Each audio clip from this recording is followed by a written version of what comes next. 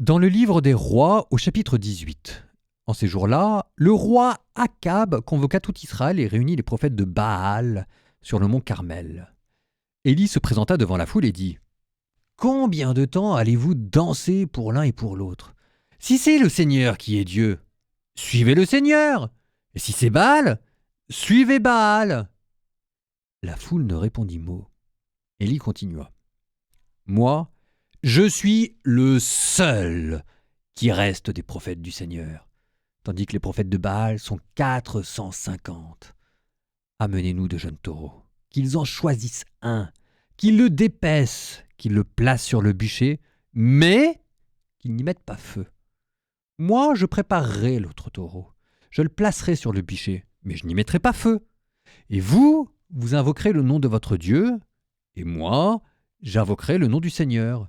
Le Dieu qui répondra par le feu, c'est lui qui est Dieu. » La foule répondit : « C'est d'accord. » Élie dit alors aux prophètes de Baal : « Choisissez votre taureau et commencez, car vous êtes les plus nombreux.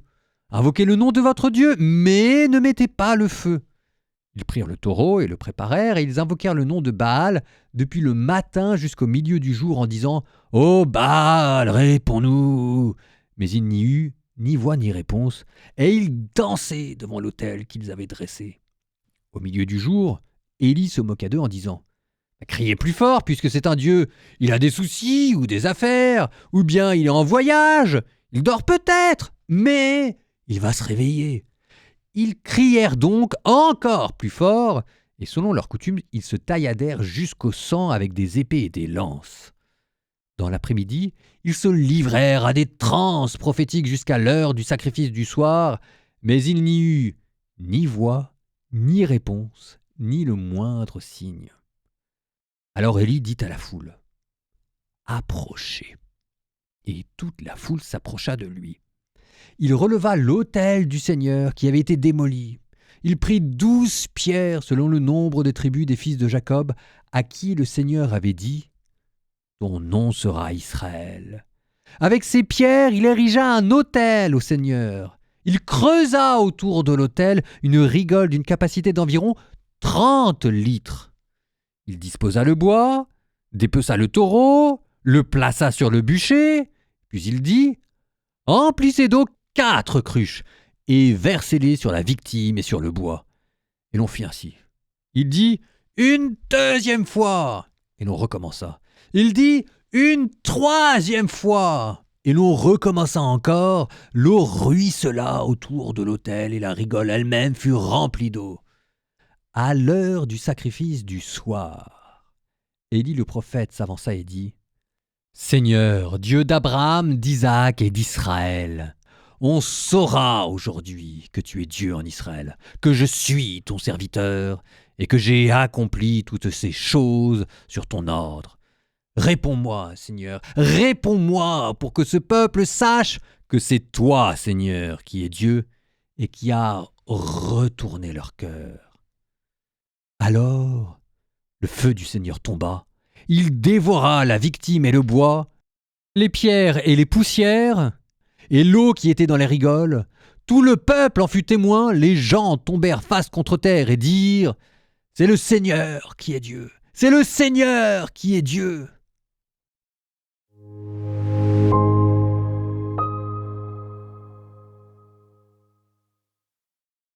Il y a quand même des trucs, c'est la manière dont les textes ont été découpés.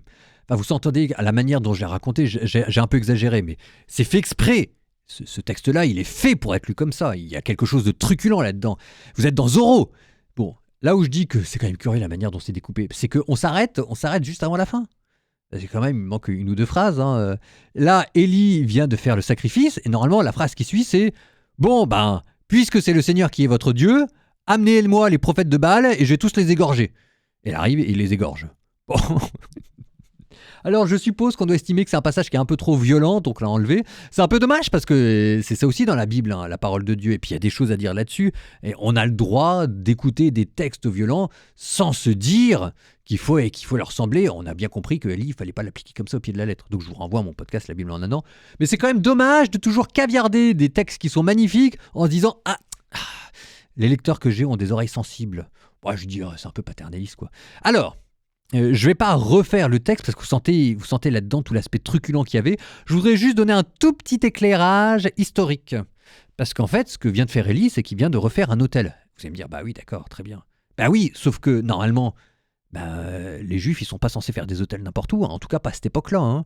Alors, on n'est plus dans le temps des patriarches, là, on est dans le temps des royaumes de Juda. Et normalement, il y a un lieu et un temple avec un autel pour faire des sacrifices. Et c'est pas un autel sauvage en race campagne avec des prophètes de Baal. Donc normalement, on est censé être à Jérusalem.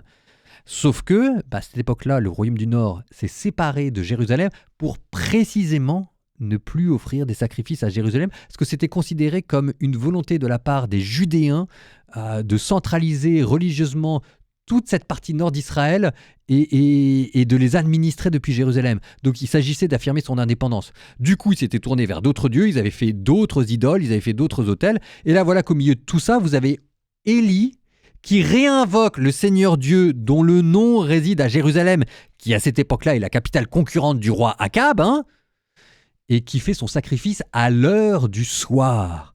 L'heure du soir, c'est quoi? C'est l'heure où à Jérusalem, on accomplit le sacrifice du soir. Donc là, en fait, ce que Élie vient de faire, c'est non seulement il vient d'invoquer le Seigneur Dieu, mais il vient d'invoquer son nom qui réside à Jérusalem, la ville de laquelle le roi Akab s'est séparé. Et ça explique aussi pourquoi est-ce qu'il y avait toute cette rage contre Élie, contre Dieu, etc. Il y avait des questions politiques derrière. Il y a toujours des questions politiques. Et bien avec ça, maintenant, je pense que vous êtes quoi méditer de reprendre ce morceau de bravoure, le sacrifice d'Élie que vous venez d'entendre.